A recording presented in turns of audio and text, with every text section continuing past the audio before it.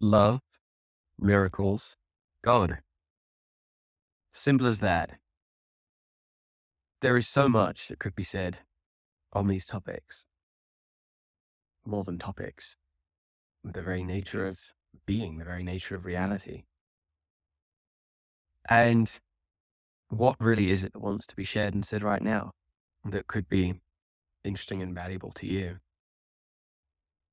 It is as though what wants to be spoken is all the many ways and colors they come, and it comes, and it comes, and it really comes in the sky, in the sea, in the smile with a friend, in the embrace, in the laughter with a brother, in the tear in the corner of your eye, when you remember something about yourself that you had squirreled away like a gem for when you'd come out of hibernation into a deeper layer of remembrance. It is so many things. It is everything. And the gift is to really, truly be open to all of it. Be open. There is God. There are miracles. And it's all love until it's not. And the only time it's not love is when it's equanimous, equanimity. And other than that, it's all love. And equanimity doesn't mean that it's some sort of halfway house to love or some counterposing force or dynamic. To be equanimous is to be unity. And in that space, there simply are no concepts. So love is renounced with the arrival and returning of home. As that, perhaps that's one difference between love and God. God is that, and love is its first emergence. It is as though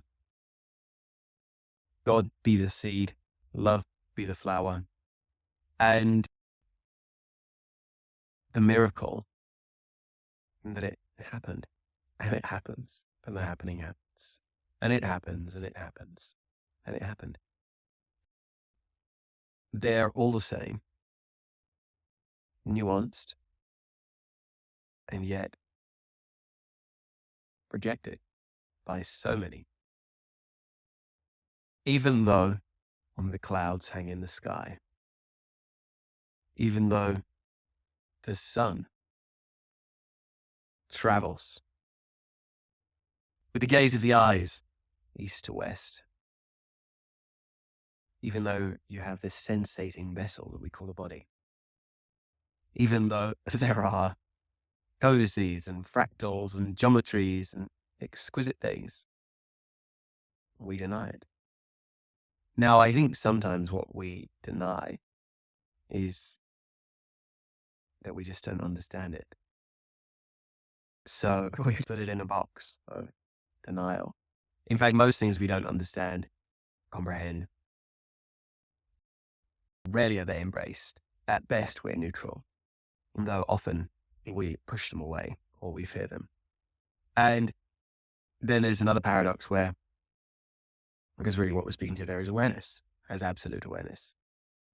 I don't know that there would be God because that's a concept. Maybe it exists. I don't yet profess to sit here with my default mode being absolute pure awareness, though it may be.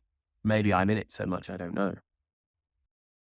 So, actually, there's a truth feeling in there. That's interesting. I hadn't anticipated that. So, though I do feel there is a capacity to shift lenses even in that, the more kaleidoscopic. Well, we'll stay with the primary point. There's awareness. And then there is this sort of idea of self-love or love. Now, within the self, of course, self is an ever-evolving concept, often considered an identity, a persona, a mask, an avatar. And then it shifts into concept of self, and there's self-realization, and we think, oh, well, that's me. But then we realize that it's more. the self being like the whole being realizing, and then realizing that it's already realized. There is self, which is a deep concept. The point is, we're here with these bodies, and there is love. And often we're not so great at receiving that. And so there's awareness and there's love. And there's trust. I mean, a lot of us don't trust in God. And who would, frankly? Mischievous being that is. But even that's perhaps not as sincere as I could be, because like great compassion, because that shit goes far more than mystery. And it goes far more than curiosity, and it goes far more than mischief, because actually there are some real atrocities in the world as we may experience them through human experience. So you have every reason not to trust. And probably lots of data points that tell you not to love or even believe in loving anyone. And often in our ignorance, we're just absent of awareness. The Bible is a wonderful book. Gets a bad rap sometimes. It's full of quantum physics. It's not even quantum. I would say it's beyond. But if you're not familiar with such concepts, it's full of stories about shepherds and sheep and men and fish, and they're good parables. Yet we're reading completely different books. And it's not even just about reading a book, it's a transmission. Books, they're codices for energy aggregates, and it's just like you get a book and you're like www.bible.com or www.torah.com and name every good book. By the way, I don't mention those two with any favoritism. We can have the Quran, all of them, all included, for the people who are feeling coherence with that, right? So we're inclusive. The point is that I don't mean on the internet. When I say www.bible.com, when you're communing, it's like going to a web browser and you put that in and get the web page. And then there's content. You load another page and another page. And there's a whole world wide web of information. That's how you get back to awareness. But what's the missing ingredient? We have awareness, we have trust. There must be awareness. There must be trust. There must be love. It's worth. Because worth it's like a friend to love. If love was the water, worth would be the cup. And if love were the feminine, worth would be the masculine. The containment to the effervescent vivaciousness of the tidal wave of the sea. But if all we had was sea, or an ocean, no land, well, we really would be on a small little pebbly dot. There may be no landmass even visible beneath the surface. Such would be the depths of the ocean, and indeed be the depths of the feminine. So they go together. And so do awareness and trust. So even if you have an awareness, you have to trust the awareness. And often safety is related to trust. So you're feeling unsafe or unlikely you're going to be trusting in this invisible, mischievous God. So you see they go hand in hand. Now all of these four, self-awareness, self-trust, self-love, self-worth, that gets you to the door. Then they actually have a higher frequency. So deeper than trust, it's faith. And then there's grace.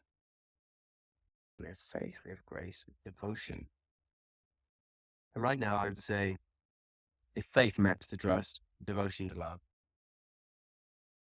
grace, worth, even to witness grace, you have to believe that you're a witness of seeing that bird like fly, really the way it flies.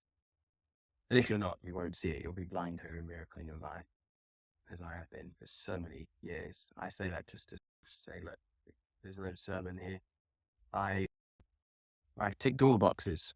An absence of awareness and ignorance, an absence of trust in life, myself, and the divine. And I'm not saying what God is, by the way.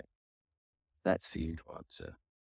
I'm just sharing a little formula that I have become aware of through being with men, with women, in different spaces, coaching, one-to-one group spaces, ceremonial spaces with plant medicine, biohacking spaces, all sorts of spaces and places all around the planet. Let's show some data and come to some ideas. Maybe they're supportive for you. And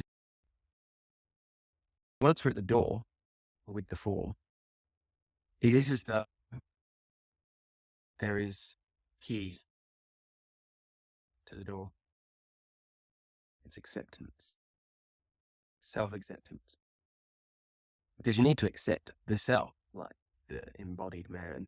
I've done all these things, all sorts of things. I've been angry and violent. I've not been very nice to people at times. I've been unfaithful in relationships. I've been pretty reckless with money. Haven't really appreciated it at times. I, at times, poorly managed the business. Had double standards. So all sorts of things.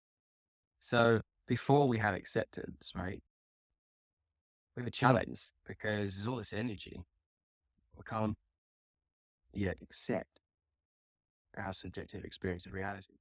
So it's got nowhere to go. It's like just moving around the field, and no wonder everybody's confused.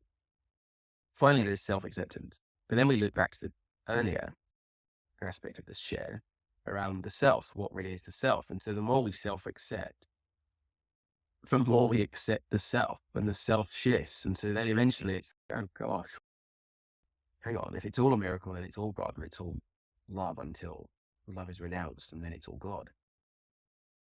It's a little challenging at times because definitely if God's the seed, there's potentiality. Now the challenge is that we water the seed. Sometimes people say God's the gardener. You could say God's the seed, you're the gardener. Then you get weeds or you get fruits and flowers. Or maybe you're the seed being watered. Or maybe there's more. Really, only two options, because that would simply be a double bind. And I'm sure God has many more options than that, what God could be and what you are, as can you. So it can be challenging to actually accept the self and the whole self and nothing but the self. But then when we get there, and it happens at the same time, we increase our capacity for responsibility, self-responsibility. And finally, when we have self-awareness, self-trust, self-love, self-worth, self-acceptance, self-responsibility, there is self-realization. And all along, you realize this was happening in a circle. If I drew it on a page, it would be like having a diamond, 4 points. And in the middle, and there would be a circle. And that circle would then have almost 3 layers, like a Russian doll.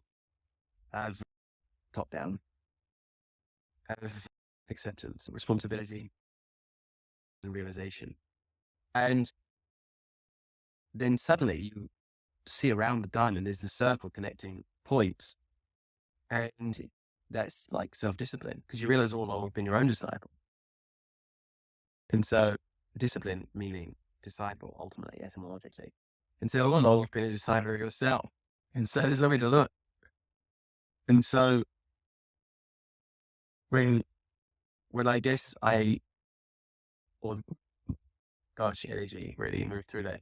When there are moments of, because I was just not saying what was there to be said, I think I felt that embarrassed.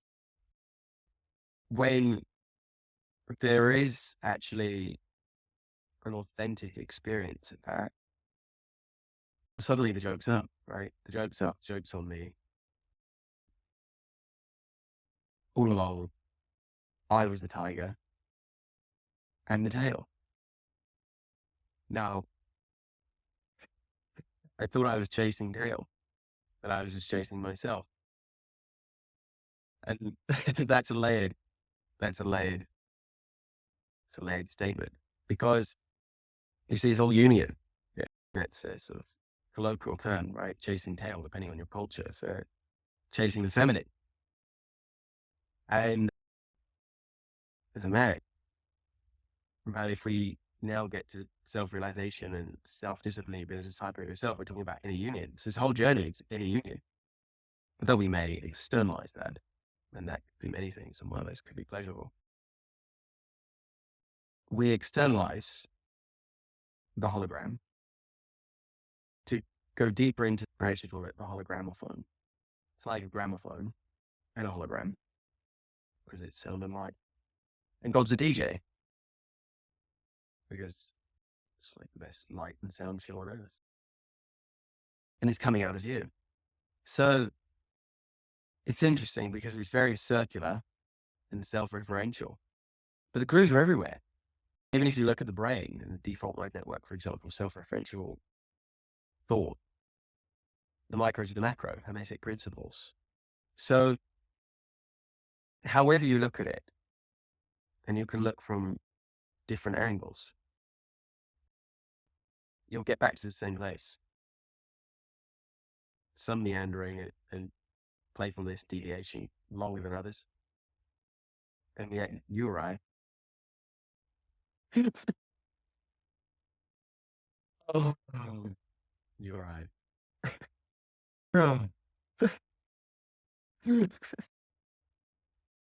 Yeah. Cry. So many emotions in that space. I don't know that I've yet given myself the gift. I'm fully in it all the time. It's as though I dance with it. I flirt.